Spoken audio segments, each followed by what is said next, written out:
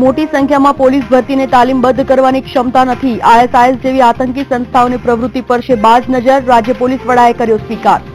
રાજ્યમાં ઠેર ઠેર આવકવેરા વિભાગનો સર્વે. વડોદરા, રાજકોટ, કચ્છની અનેક પેઢીઓ પર દરોડા. કલોલમાં સિદ્ધનાથ મહાદેવ મંદિરના 2 મહંતની હત્યા. લૂંટના ઈરાદે હત્યાની આશંકા, તો તપાસના ચક્રો ગતિમાન. અમદાવાદના વટવામાં સમૂહ લગ્નના આયોજનમાં લૂંટફાટ બાદ આયોજકની આત્મહત્યા. જમાલપુર પુલ પરથી ઝંપલાવીને કર્યો આપઘાત. અમદાવાદના નવા પશ્ચિમ ઝોનના 4 વોર્ડના સફાઈ કર્મચારીઓની હડતાળ પૂર્ણ. એએમસી સાથેની બેઠકમાં થયું સમાધાન. 39 લાખ ખેલાડીઓના રજીસ્ટ્રેશન સાથે ખેલ મહાકુંભનો પ્રારંભ. કોંગ્રેસનો વિરોધ.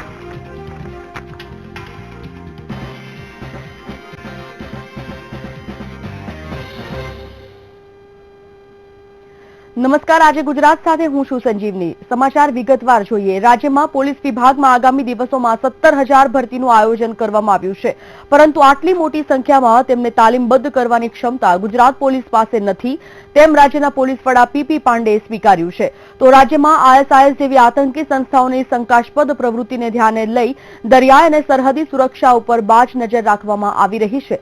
દેશના પશ્ચિમ રાજ્યોના પોલીસ વડાઓની બેઠક ગાંધીનગરમાં મળી હતી, જેમાં સલામતી અને આંતરરાજ્ય મુદ્દાઓ પર ચર્ચા કરવામાં આવી હતી.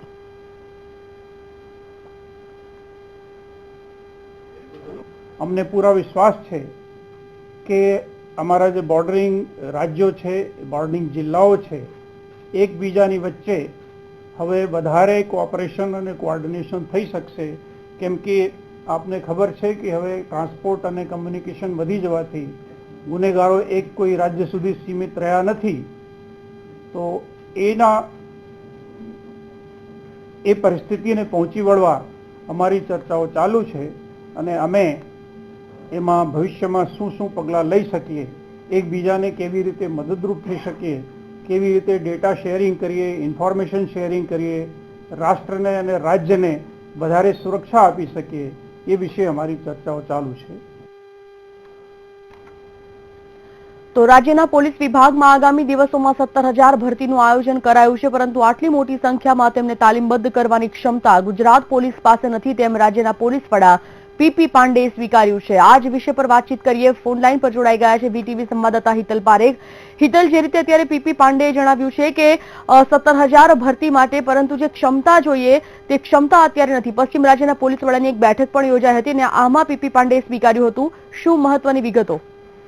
સંજીવની, ખાસ કરીને જણાવી દઉં કે પશ્ચિમ ભારતના રાજ્યોની આ બેઠક હતી. ઇન્ટરનલ અને સુરક્ષાની દ્રષ્ટિએ આ બેઠક મહત્વપૂર્ણ હતી અને એની અંદર યોજાયેલી પ્રેસ કોન્ફરન્સમાં ચોક્કસ આંતરિક મુદ્દાઓ, એકબીજા રાજ્યો સાથે આંતર ક્રાઇમથી માંડીને તમામ મુદ્દાઓ પર આ બેઠકમાં ચર્ચા થઈ છે. આઈએસ અને આઈએસ ના જે હિલચાલ છે એની પર પણ માહિતીની આપલે કરવામાં આવી છે. આ તમામ મુદ્દાઓની આપલે બાદ રાજ્યના પોલીસ વડાએ પોતે સ્વીકાર્યું હતું કે રાજ્ય પોલીસ પાસે જે પૂરતો સ્ટાફ હોવો જોઈએ, એ સ્ટાફની 17,000 જેવી જગ્યાઓ ભરવાની છે. જો કે અત્યારે રાજ્ય પોલીસ માટે મોટામાં મોટો પ્રશ્ન એ છે કે 17,000 જગ્યાઓ ભર્યા પછી એમને તાલીમબદ્ધ ક્યાં કરવા, અને ક્યાંક ને ક્યાંક આ મુદ્દાને લઈને તેઓએ અન્ય રાજ્યો પણ મદદ માંગે તેવી શક્યતાઓ જોવામાં આવી રહી છે. કારણ કે મહારાષ્ટ્રે એવી તૈયારી બતાવી છે કે તેમના રાજ્યમાં આ 17,000 લોકોને પણ તાલીમ આપી શકાય તેવી સુવિધા ઉપલબ્ધ છે. જી સંજીવની. હિતલ, આભાર માહિતી માટે.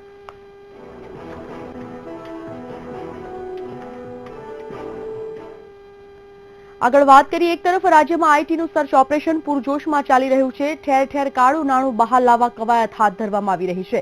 તો બીજી તરફ અમદાવાદમાં ચેરિટેબલ ટ્રસ્ટનું કરોડો રૂપિયાનું કાળું નાણું બહાર આવ્યું છે. ત્યારે ચેરિટી કમિશનરે આ મિલકત ઝડપી પાડવા આઈટી કમિશનરને આદેશ કર્યા છે. આ ઉપરાંત શાંતિનાથ મહાદેવ ટ્રસ્ટ અને રાધાકૃષ્ણ યોગશ્રમ ટ્રસ્ટ, આ બંને મિલકતોને પણ ઝડપવાના આદેશ કરવામાં આવ્યા છે.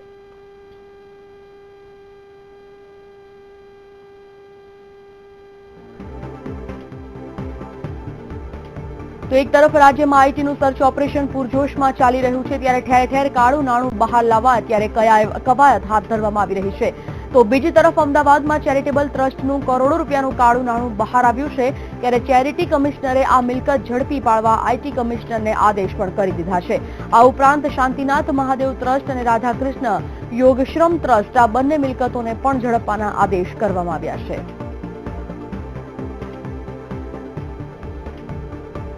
તો ચેરિટી કમિશનરે આઈટી કમિશનરને આદેશ આપ્યો છે. કરદાતાઓનું કરોડો રૂપિયાનું કૌભાંડ અત્યારે ઝડપાયું છે. 2 ચેરિટેબલ ટ્રસ્ટનું કરોડો રૂપિયાનું કૌભાંડ બહાર આવ્યું છે, જેમાં ચેરિટી કમિશનરે આઈટી કમિશનરને આદેશ પાઠવી દીધા છે. મિલકત અને કાળા નાણાંની જપ્તીના આદેશ આપવામાં આવ્યા છે. શાંતિનાથ મહાદેવ ટ્રસ્ટની મિલકતો જપ્ત કરવા માટે આદેશ આપવામાં આવ્યો છે. સાથે રાધાકૃષ્ણ યોગાશ્રમ ટ્રસ્ટની મિલકતો પણ જપ્ત કરવા માટેના આદેશ આપી દેવાયા છે.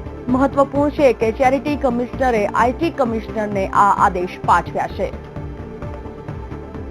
સિનિયર રિપોર્ટર વિશાલ મહેતા આ વિષય પર વધુ માહિતી સાથે જોડાઈ ગયા છે. એકવાર સામે આવી છે વિશાલ કે એક તરફ રાજ્યમાં આઈટીનું સર્ચ ઓપરેશન પૂરજોશમાં ચાલી રહ્યું છે, કાળું નાણું પણ બહાર લાવવા માટે કવાયત હાથ ધરવામાં આવી રહી છે. જો અમદાવાદની વાત કરવામાં આવે, આજે ચેરિટેબલ ટ્રસ્ટનું કરોડો રૂપિયાનું કાળું નાણું બહાર આવ્યું છે, તેમાં કેવા પ્રકારના પગલાં લેવાયા છે? જે ચોક્કસથી એ રીતે સમગ્ર કૌભાંડ બહાર આવ્યું છે. કૌભાંડની અંદર જોવા મળી રહ્યું છે કે 2 ચેરિટેબલ ટ્રસ્ટ છે. ચેરિટેબલ ટ્રસ્ટ છે એની અંદર જે કરોડો રૂપિયાનું કૌભાંડ બહાર આવ્યું છે. મહત્વની વાત છે કે આ બંને ચેરિટેબલ ટ્રસ્ટમાં છેલ્લા ઘણા સમયથી કૌભાંડ ચાલતું હતું અને તે બાબતનો જે તપાસ કરવામાં આવી ત્યારે ચેરિટી કમિશનરને ખ્યાલમાં આવ્યું કે છેલ્લા ઘણા વર્ષોથી આ ચેરિટેબલ ટ્રસ્ટોએ કોઈ પણ પ્રકારનો ટેક્સ ભર્યો નથી. તે બાબતને તાકીદે પગલાં લઈને ઇન્કવાયરી બેસવામાં આવી છે અને ઇન્કવાયરીમાં કરોડો રૂપિયાનું કૌભાંડ બહાર આવતા તેમણે તાત્કાલિક ઇન્કમટેક્સ કમિશનર છે તેમને ઓર્ડર કર્યો છે કે આની સામે તાત્કાલિક પગલાં લેવામાં આવે અને એક્શન લેવામાં આવે. જી ચાલ, આભાર.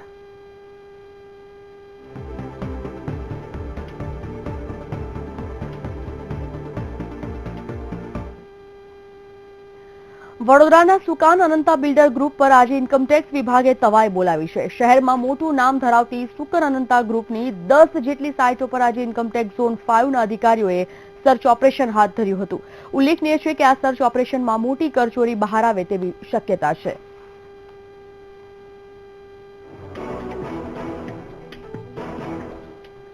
વડોદરામાં છેલ્લા 1 અઠવાડિયાથી ઇન્કમટેક્સના સતત દરોડા ચાલી રહ્યા છે. આજે કારેલીબાગ ખાતે આવેલા સુકન અનંતા ગ્રુપ ઉપર ઇન્કમટેક્સના દરોડા છે. આજે વડોદરામાં આવેલી એની 10 જેટલી સાઇડો છે, એના ઉપર ઇન્કમટેક્સના ઝોન 5ના અધિકારીઓ છે એમને સર્ચ ઓપરેશન હાથ ધર્યું છે. અત્યારે હાલ અધિકારીઓ અહીંયા સર્ચ કરી રહ્યા છે અને જે સુકન અનંતાની જે 5 થી 10 જેટલી વડોદરામાં આવેલી સાઇડો છે એના ઉપર અત્યારે હાલ સર્વે ચાલી રહ્યો છે. ખાસ કરીને સુકન અનંતા ગ્રુપ સાથે મોટા રાજકીય નેતાઓ પણ જોડાયેલા છે, એમનું પણ આની અંદર રોકાણ છે અને અત્યારે હાલ આજે આ સર્વે ચાલી રહ્યું છે. આ જે સર્વે છે એની અંદર મોટી રકમ કરચોરીની બહાર આવે એવી શક્યતા છે, પરંતુ અત્યારે હાલ અધિકારીઓ સર્ચ કરી રહ્યા છે. એના બાદ જ અધિકારીઓ સાચો આંકડો બહાર આવશે કે કેટલા રૂપિયાનું અહીંયા કરચોરી કરવામાં આવી છે. કેમેરામેન કિશોર ક્ષીરસાગર સાથે માનુ ચાવડા, વીટીવી ન્યૂઝ, વડોદરા. આયકર વિભાગે ભુજ અને રાજકોટમાં સપાટો બોલાવી દીધો છે, જેમાં ભુજમાં આઈટી વિભાગે 3 પેઢી પર દરોડા પાડ્યા હતા, જેમાં 2 પેઢીમાંથી 2.75 કરોડ રૂપિયાનું કાળું નાણું બહાર આવ્યું હતું, જ્યારે સેવન સ્કાય હોટલમાંથી 1.15 કરોડ રૂપિયાનું કાળું નાણું બહાર આવ્યું હતું. તો ઓવર ડેવલપરમાંથી 1.60 કરોડ રૂપિયાનું કાળું નાણું બહાર આવ્યું હતું. તો રાજકોટમાં પણ આયકર વિભાગે સર્વે કરતા સોની બજાર અને આરજીજીઆઈડીસીમાંથી 50 લાખ રૂપિયાનું કરચોરી બહાર આવી હતી. આમ આજે આયકર વિભાગે ભુજમાં અને રાજકોટમાં દરોડા પાડી સપાટો બોલાવ્યો હતો, જેને લઈને માર્કેટમાં હલચલ જોવા મળી હતી. અનિરુદ્ધ નકુમા વિષય પર વધુ માહિતી સાથે જોડાઈ ગયા છે. અનિરુદ્ધ, આયકર વિભાગે ભુજ અને રાજકોટમાં સપાટો બોલાવ્યો છે. જો વાત કરવામાં આવે રાજકોટની, કેવા પ્રકારના પગલાં લેવાયા? સર્ચ ઓપરેશનમાં શું શું બહાર આવ્યું અત્યાર સુધી? જે સંજીવની ખાસ કરીને રાજકોટની અંદર અને ભુજની અંદર આયકર વિભાગના 2 દિવસથી સર્ચ ઓપરેશન શરૂ કરવામાં આવ્યું છે, જેમાં આજે જીઆઈડીસી અને સોની બજારની અંદર એક સર્ચ ઓપરેશન શરૂ કરવામાં આવ્યું છે. જેની અંદર અંદાજે એક રકમ બહાર પાડવામાં આવી છે, જે 50 લાખનું ડિસ્પોઝલ એક કાળું નાણું જે કહેવામાં આવે તે બહાર પાડવામાં આવ્યું છે અને હજી પણ આવતીકાલથી બીજી અનેક જગ્યાએ સર્ચ ઓપરેશન શરૂ કરવામાં આવશે તેવું આધારભૂત સૂત્રોએ જણાવ્યું હતું. અનિરુદ્ધ, આભાર.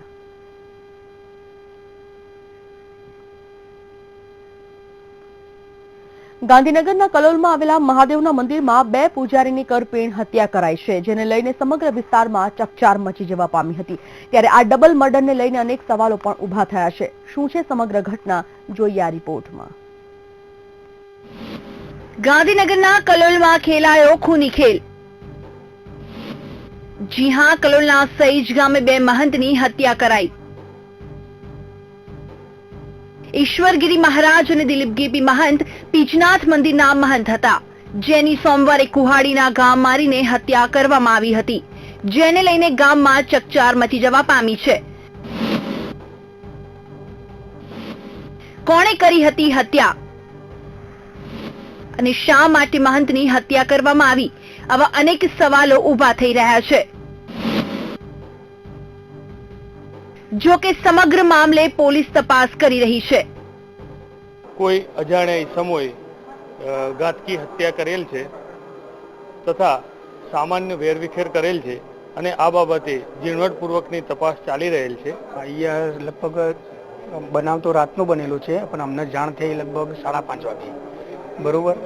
અને લગભગ જે દિલીપગીરી મહારાજ જે ખરા મહંત એના જે સિદ્ધનાથ મહાદેવના, એ લગભગ 25 વર્ષથી રહેતા હતા. અને આર્યા જે બીજા જે ખરા આપણે શિષ્ય એમના લગભગ છેલ્લા 2.5 મહિના, શ્રાવણ મહિના પહેલાથી આવ્યા હતા રહેવા. જો કે થોડા વર્ષો પહેલા ગાદીપતિ વસંતવન મહારાજને પણ ઝેરી પદાર્થ ખવડાવીને મારવાની કોશિશ કરાઈ હતી. ત્યારે ફરી મંદિરમાં ડબલ મર્ડરની ઘટના સામે આવતા સમગ્ર ગામમાં શોકનો માહોલ સર્જાયો છે. જાણ તો અમને સવારમાં 8 વાગે મળ્યો, પછી હું આવ્યો. અહીં આવ્યા પછી મને બહુ દુઃખ થયો કે આશ્રમનો આવું દુઃખિત ઘટના મને બહુ દુઃખ સતાવે છે અત્યારમાં. આમાં મહંતોની હત્યા શા માટે કરાઈ તે અંગે પોલીસ હાલ અલગ અલગ દિશામાં તપાસ કરી રહી છે અને બંને મહંતની ડેડ બોડી પીએમ માટે મોકલી આપી છે. જો કે પીએમ રિપોર્ટ આવ્યા બાદ જ હત્યાનો ભેદ સામે આવશે. પલકબા મકવાણા, વીટીવી ન્યૂઝ, કલોલ. તો વટવાના સૈયદવાડી ખાતે મુસ્લિમ સમાજના લગ્નમાં વિવાદ સર્જાયા બાદ હવે નવો જ વળાંક સામે આવી રહ્યો છે. સમૂહ લગ્નના આયોજક રફીકનો મૃતદેહ શહેરના જમાલપુર બ્રિજ પાસેથી મળી આવ્યો છે. સમૂહ લગ્નમાં લૂંટફાટનો વિડીયો વાયરલ થયા બાદ રફીક ગાયબ હતો, જેને લઈ ભાગદોડ મચવા પામી હતી. જોકે રફીકનો મૃતદેહ હાલ શંકાસ્પદ હાલતમાં મળી આવતા રિવરફ્રન્ટ વેસ્ટ પોલીસે વધુ તપાસ તેજ કરી છે.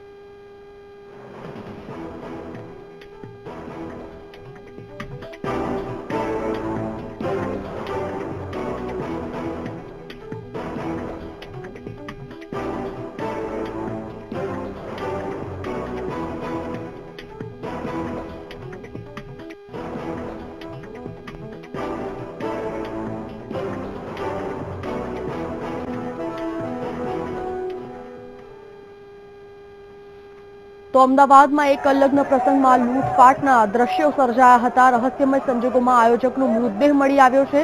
સમૂહ લગ્નમાં જે લૂંટફાટ થઈ તે બાદ એક આયોજકનો મૃતદેહ મળી આવતા પણ ખળભળાટ મચી ગઈ છે. યુગલોએ જ ધમાલ મચાવી છે. સમૂહ લગ્નના આ દ્રશ્યો આપ જોઈ શકો છો. લૂંટફાટ બાદ આયોજક ગુમ થઈ ગયો હતો, જ્યારબાદ તેનો મૃતદેહ મળી આવ્યો હતો. કહેવાય રહ્યું છે કે જમાલપુર પુલ નીચેથી ઝંપડાવીને આયોજકે આપઘાત કરી લીધો છે. શા કારણે તેને પોતાનું જીવન ટૂંકાવ્યું છે તે હાલ ચર્ચાનો વિષય છે. પોલીસ આ સમગ્ર મામલે અત્યારે તપાસ પણ ચલાવી રહી છે. વટવાના સમૂહ લગ્નમાં લૂંટફાટ મામલે પોલીસ અત્યારે તપાસ ચલાવી રહી છે. રાજ્યમાં મહિલાઓની સુરક્ષા પર અનેક સવાલો ઉભા થઈ રહ્યા છે. કારણ છે કચ્છ તાલુકા પંચાયતના મહિલા સભ્ય પર બળાત્કાર થયો હોવાની ઘટના સામે આવતા સુરક્ષા પર અનેક સવાલો ઉભા થયા. આ ઘટનાની વિગત અનુસાર આ મહિલા ભાજપની સદસ્ય છે, જેના પર 3 સપ્ટેમ્બરના રોજ તેના પર જ પડોશમાં રહેતા ભૂપેન્દ્ર પટેલે મહિલા પર દુષ્કર્મ આચર્યું હતું. જે અંગેની ફરિયાદ મહિલાએ પાવી જેતપુર પોલીસ સ્ટેશનમાં નોંધાવી હતી. જોકે મહિલાએ ફરિયાદમાં જણાવ્યું હતું કે ભૂપેન્દ્ર પટેલ રાજકીય વગ ધરાવતા હોવાથી પાર્ટીનું નામ ખરાબ ન થાય તે માટે મોટા મોટા માથાઓ દ્વારા દબાણ કરવામાં આવતું હતું, જેથી મહિલાએ ફરિયાદ કરવાનું ટાળ્યું હતું.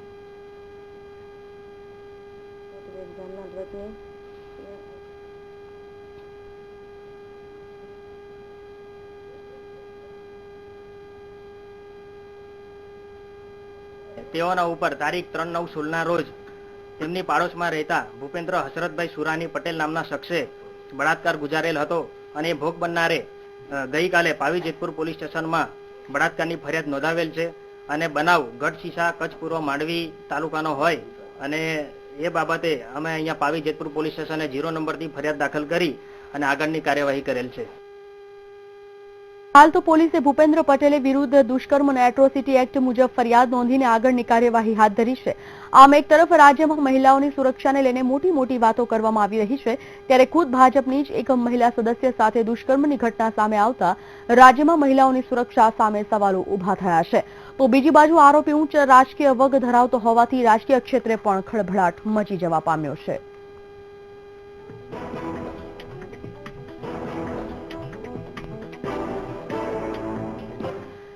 આગળ વાત કરીએ, છેલ્લા 36 દિવસથી સફાઈ કર્મચારીઓની ચાલી રહેલી હડતાલ પૂર્ણ થઈ ગઈ છે. સફાઈ કર્મચારીઓ અને એએમસીના સત્તાધીશો વચ્ચે સમાધાન થતા આ હડતાલ સમેટાઈ ગઈ છે.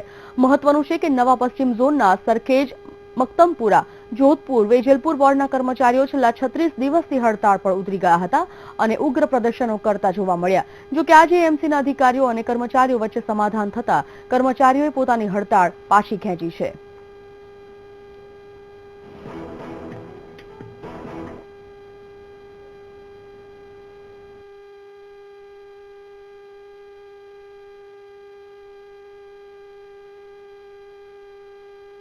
અમારી વચ્ચે સમાધાન થતા આવતીકાલથી બધા જ સફાઈ કર્મચારીઓ કામે લાગશે.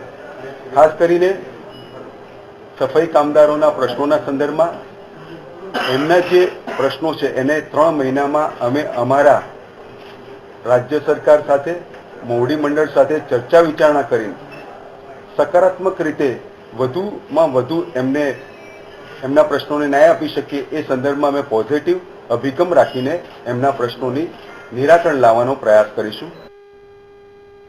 હાલ તો એએમસીના સત્તાધીશો અને સફાઈ કર્મચારીઓ વચ્ચે સમાધાન થતા હડતાલ સમેટાઈ ગઈ છે. જો કે આજે અમદાવાદના ઇન્કમટેક્સ સર્કલ ખાતે સફાઈ કામદારોએ ફરી એક વખત ઉગ્ર પ્રદર્શન કર્યું હતું. દલિત આગેવાનો સહિત કાર્યકર્તાઓનો મોટી સંખ્યામાં જનસેલાબ ઇન્કમટેક્સ સર્કલ ખાતે ઉમટી પડી ભારે સૂત્રોચ્ચાર કર્યો હતો, જેમાં ઉના દલિત અત્યાચાર લડત સમિતિના નેતા જિગ્નેશ મેવાણી અને તેમના સમર્થકોને પોલીસે અટકાવ્યા હતા. ઇન્કમટેક્સ સર્કલ ખાતે રસ્તા રોકોનો કાર્યક્રમ હતો. જિગ્નેશ મેવાણી અને સફાઈ કર્મચારી મુદ્દે અને હાલમાં આપ જુઓ છો રસ્તા ફરીથી ચાલુ થઈ ગયા છે. 200 જેવા લોકોને અમે ડિટેન કરી છે અને હાલમાં શાંતિ છે. એએમટીએસના કર્મચારીઓની હડતાલ સતત બીજા દિવસે પણ યથાવત રહી છે. કર્મચારીઓને કાયમી કરવા અને અન્ય નાણાકીય લાભ આપવાની માંગ સાથે 1000થી વધુ કર્મચારીઓ હડતાલ પર ઉતરી ગયા છે. નોંધનીય છે કે 2 દિવસથી ચાલી રહેલી આ હડતાલના પગલે એએમટીએસની દૈનિક દોડતી બસોમાં પણ ઘટાડો થવા પામ્યો છે. 200થી વધુ બસોના ટાયરો છેલ્લા 2 દિવસથી થંભી જતા એએમટીએસને લાખો રૂપિયાનું નુકસાન થયું છે, તો મુસાફરોને પણ ભારે હાલાકીનો સામનો કરવો પડી રહ્યો છે. એક તરફ કર્મચારીઓ ઝૂકવાના મૂડમાં નથી, ત્યારે તંત્રએ પણ હડતાળિયા કર્મચારીઓને આખરી મોકો આપ્યો છે અને ચેતવણી આપણા જણાવ્યું છે કે જો કર્મચારીઓ 2 દિવસમાં પરત નહીં ફરે તો તેમને બરતરફ કરવામાં આવશે. તંત્રએ કડક વલણ અપનાવતા 65 જેટલા અનિયમિત કર્મચારીઓનું લિસ્ટ બનાવી દીધું છે, જે અંગે મ્યુનિસિપલ કમિશનરની મંજૂરી મળતા તેઓની બરતરફીની કાર્યવાહીનો અમલ કરી દેવાશે.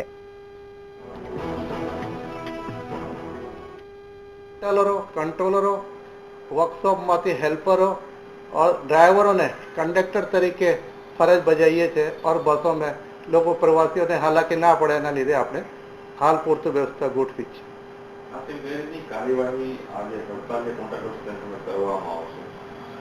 हमें कंडक्टरों ने विनती करी है कि ये लोगों फरज ऊपर हाजिर થઈ જાય. ये लोगों 2-3 દિવસ में हाजिर नहीं થાય तो संस्था ये लोगों ऊपर कड़क पगला लेશે.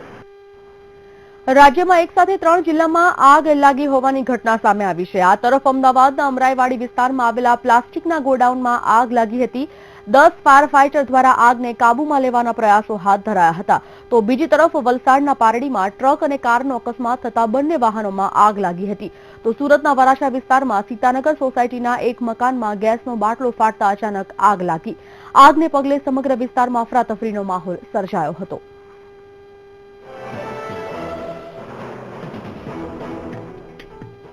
અમદાવાદના અમરાઈવાડી વિસ્તારમાં આવેલ સુખરામનગરમાં એક પ્લાસ્ટિકના ગોડાઉનમાં વહેલી સવારે અચાનક આગ ફાટી નીકળી હતી.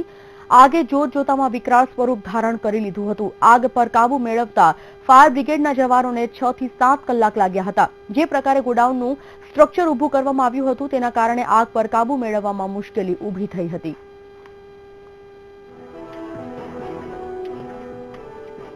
પ્લાસ્ટિકનું રિસાયકલિંગ કરવાનું પ્રોસેસ હાઉસ છે કે જેમાં પ્લાસ્ટિકનું રિસાયકલિંગ કરીને આગળ ઉપયોગ માટે એ લોકો મોકલતા હોય છે. આ જે એરિયામાં છે એકદમ કન્જસ્ટેડ એરિયા છે. એડજોઇનિંગ આજુબાજુમાં બીજા બધી આપણે પ્રિમાઇસીસ આવેલી છે. જે જગ્યા છે એ જગ્યામાં માલનો ભરાવો પુષ્કળ છે.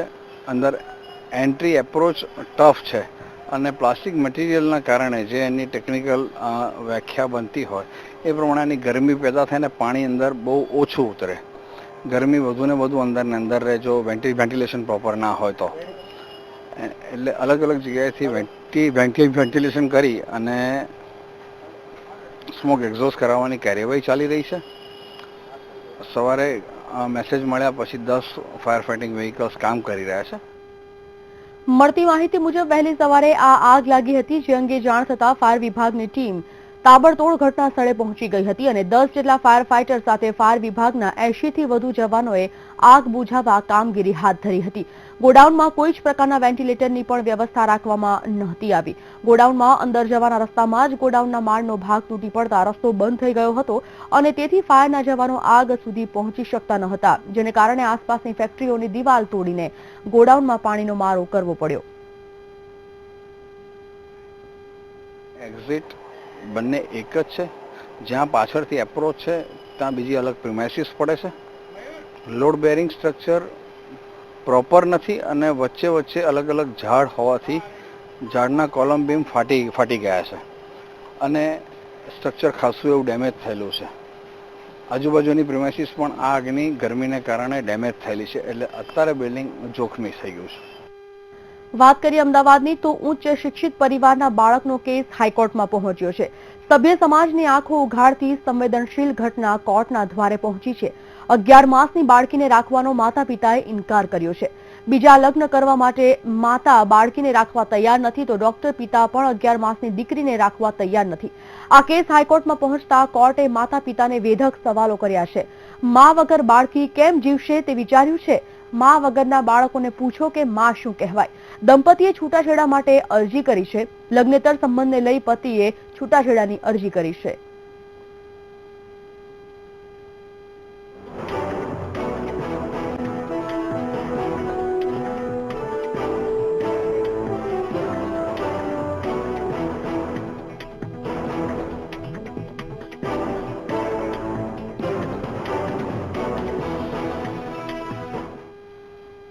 આગળ વધીએ, ગાંધીનગરથી એક બ્રેકિંગ ન્યૂઝ સામે આવી રહ્યા છે. આ સમાચાર તરફ કરવામાં આવે નજર તો પારિવારિક એક ઝઘડાના કારણે એક યુવક ટાવર પર ચડી ગયો હોવાના સમાચાર છે. સેક્ટર 19 માં આવેલા BSNLના ટાવર પર એક યુવક ચડ્યો છે.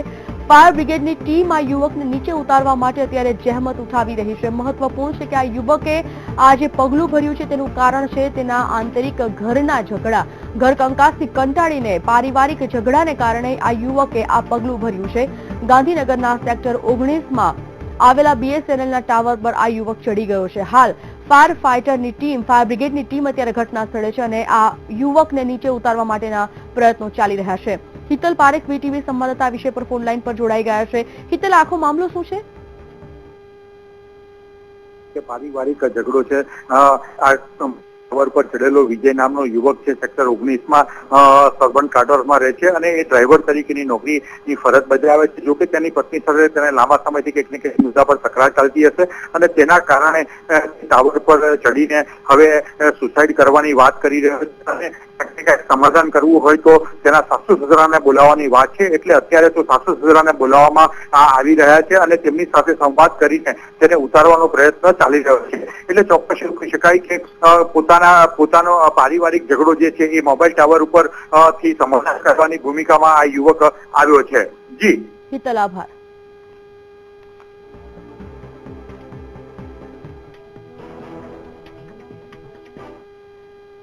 અમદાવાદના ડોન લતીફના પુત્રએ હાઈકોર્ટમાં બોલિવૂડ ફિલ્મ રઈસ વિરુદ્ધ અરજી કરી છે.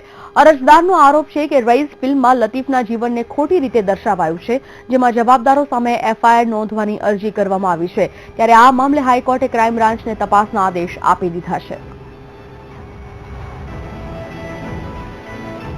बनिएगा दिमाग मियां भाई के डेरे.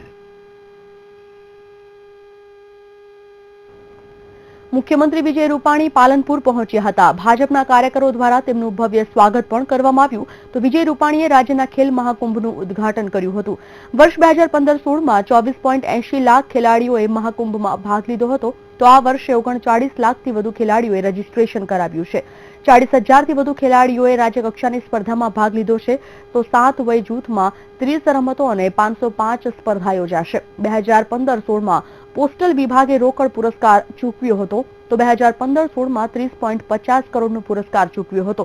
આ વખતે 3 લાખથી વધુ ખેલાડીઓને રોકડ પુરસ્કાર ચૂકવાશે. ખેલ મહાકુંભમાં પ્રથમ આવનારી શાળાને 5 લાખનો રોકડ પુરસ્કાર ચૂકવવામાં આવશે. 27 થી 29 સપ્ટેમ્બર સુધી વિવિધ સ્પર્ધાઓ યોજાશે. સ્કૂલ અને ગ્રામ્ય કક્ષાની સ્પર્ધા યોજાશે. 30 સપ્ટેમ્બરથી 1 ઓક્ટોબર સુધી સીઆરસી કક્ષાની સ્પર્ધા યોજાશે તો 14 થી 17 ઓક્ટોબર સુધી તાલુકા કક્ષાની તો 14 થી 27 સુધી જિલ્લા અને મહાનગરપાલિકા કક્ષાની સ્પર્ધા યોજાશે. આ તરફ 22 નવેમ્બરથી 3 ડિસેમ્બર સુધી સ્ટેટ લેવલની સ્પર્ધા યોજાશે.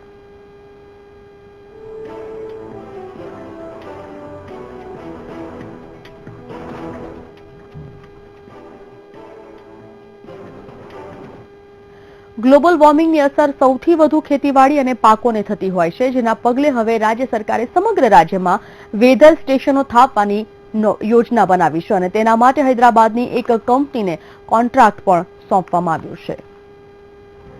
હવે આબોહવાની માહિતી મેળવી સરળ. ગ્લોબલ વોર્મિંગની અસરથી મળશે રક્ષણ. ભાવનગર જિલ્લાના 60 તાલુકામાં વેધર સ્ટેશન સ્થાપવામાં આવશે.